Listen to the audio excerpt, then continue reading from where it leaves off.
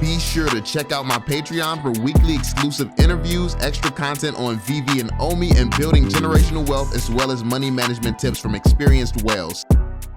Yo, what's going on, y'all? I'm Cavell Anderson, and we're back with another Veve and Ecomi video. And this one, we're jumping more into the interview that David and Dan did. And this clip right now, he's actually explaining that they got a little bit delayed with Veve. He explained that if you didn't see the last video, go and check that out. But yeah, he explained that they got delayed and now they're back on track and things are looking exciting for 2023. So I'm super pumped about this because I know a lot of people have been waiting. We've been waiting to see something. We've been waiting to see things. I mean, Veve has been boring for me for a long time now. But it's just, I know that it's part of the process. So I'm very understanding when it comes to the project because I know what it's like to build a business. I've been there, I've done that. And I've never done it at this scale, so I can't even imagine what they're going through. So it's like, that's why I'm super patient with it, but I am excited to hear that they've caught up, they're no longer behind, and they're gonna start moving forward to where Veve is gonna start going in the future. So this is really exciting. We're hearing OUP details, we're hearing all types of stuff. So yeah, this is dope. So yeah, be sure to drop that thumbs up, subscribe, and turn on notifications, and let's jump straight into it. Like literally trying to stay afloat. Yes. Everything kind of got a little bit delayed, but now we're kind of back at a nice surface level. We're cruising along. 2023, I think, is going to be a very exciting year. That's exciting because my next question actually was going to be, as an outsider looking in, it looks like Veve is a collectibles app that happens to be on cryptographic technology because that facilitates the rarity of digital assets. Exactly. But it's very much a digital collectors app, and cryptocurrency is almost second to that. Yeah. Is that true? Well, I mean, I would say that it is inherently integrated into blockchain because, as you say, we couldn't have digital asset limited edition without that. Yeah. But our approach was always that we wanted easy onboarding because we wanted the mass market user. So that's why it seems like crypto is all in the background, but ultimately it's because that is what how we wanted to pitch the product. So it was easy to get people on. You didn't have to worry about your wallet or looking after your private key, anything like that. Okay. So these design strategies that they did to make it easy for the end consumer and to get mass adoption, like a lot of that stuff is the stuff that crypto people would not be a fan of. They don't seem to focus heavily on crypto and stuff like that, but it's just timing. It's the timing that you have to get right. You have to get that perfectly because it's better to have a working product and than to have a broke product, but you're going super hard on crypto and things like that. Yeah, it would make crypto people happy, but crypto people are the minority. When you can have 100 million other people, do you actually need this crypto money? I mean, to be fair, it's a lot of crypto money out here, but then you see these guys out here like, what's his name, Wukong or whatever the heck his name is, man, out here running for their lives because they be doing shady stuff behind the scenes. So it's like, I would rather the licenses IPs be protected and they take their time to do it right than to do it fast because we see how that be working out. You didn't have to worry about your wallet or looking after your private key, anything like that. Okay. So yeah, that was always our approach. Which makes great sense because it's Web 3 almost acting like Web 2. And the interface and everything is so simple. You can use fiat to buy gems, and the whole thing is quite seamless. And I think that's really, really clever what you've done there. Rather than trying to build Web 3 and wait for people to come, you can always update that as the technology evolves. Why, if you don't mind me asking, Ethereum? Because clearly, I don't need to list the issues with Ethereum in terms of... Well, the thing is, we went with Layer 2 because I think we've minted something like 7.5 million NFTs since being launched. And we had to have a platform that was extremely cheap. We're also dealing with a lot of these big public companies, so it had to be eco-friendly. And the thing is with Ethereum is that even though it's got problems, it is the most ubiquitous, widely used platform out there. Yeah. So I mean, there's many different paths we could have gone down, but I mean, ultimately at the end of the day, Veve will more than likely supports multi-chain like other Oh, that's interesting. Yeah. That's fantastic. So he's just confirmed that they're going to support multi-chain. They're going to support multi-chain. That's big. I actually don't know exactly what that means. Like it's big that they're going to support multi-chain. I don't, but what does that mean? So does that mean we're going to have some assets that's on Ethereum, some assets on maybe other blockchains? Like how do you all see that working in the future? I actually am interested in diving into this. Are we going to be able to bring other NFT projects onto the Veve platform, which I think may be unlikely? Who knows?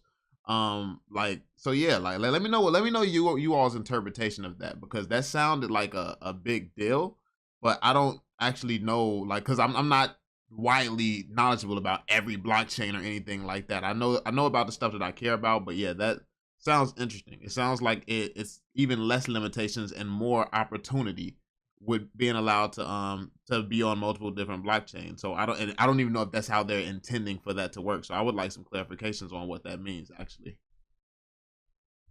Many different paths we could have gone down, but I mean, ultimately, at the end of the day, Veve will more than likely supports multi-chain like other oh, that's platforms. Interesting. Yeah. Support multi-chain like other platforms. What other platforms support multi-chain? Yeah, I'm interested in knowing what that means more. That's fantastic. I think because of the way you are a collectibles app rather than the cryptocurrency business of sorts, I think the fact that there's that you alluded there, that more people on Ethereum than anywhere else, which in fact, for you guys, it almost doesn't matter, because you're customer front facing with fiat credit card, 2 gems, and they don't see the engine in the car, they just see the car itself. Correct. So you could really be on any platform. Exactly. And so I encourage you to check out Hedera Hashgraph. I would be killed by my followers if I didn't tell you to look into Hedera Hashgraph. Can you explain the OMI tokenomics? Because there's 750 billion tokens, that's right, isn't it? Yep. But it's deflationary. They get burned when an NFT is sold on. Why is that? And can you talk a little bit about that? Yep. So we basically got half of the token supply is all locked up in the reserve.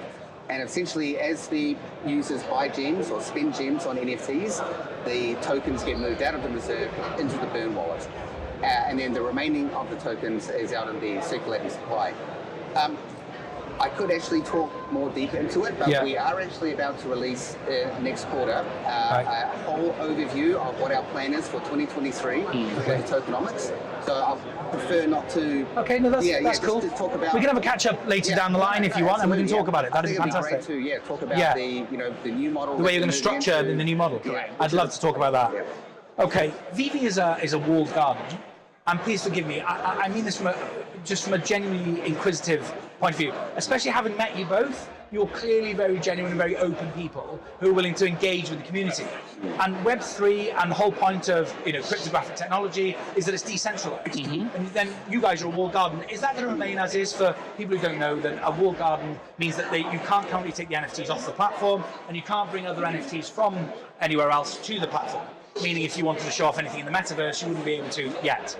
I mean, this seems like pretty obvious stuff. I know that it's taboo in the crypto space, but the fact of the matter is, Veve has IPs worth protecting. That it's really that simple. They have IPs worth protecting, and in a space where you don't understand what's going on, you got Bored Apes under fire right now for symbolism and all types of stuff. Like, you don't want to just throw Disney brands out here and all these caliber of brands. You don't want to just throw them out here in the wild west. It's very, very important that early on, these early stages, that this stays a walled garden. Like, it's very, very important. I think that it's not what crypto and NFT people want to hear, but it doesn't matter. At the end of the day, the facts remain. These people can avoid Veve. They can avoid getting into the project. They can sit here on their high horse like, I'm not getting into this. I'm not getting into that. All you're going to do is pay more. You're going to be my exit liquidity. I don't care, because at the end of the day, when all these other projects die, no one's buying them anymore. They're exposed to scams. They don't go anywhere. They don't build metaverses attached to what they're doing. At the end of the day, Disney is still Disney.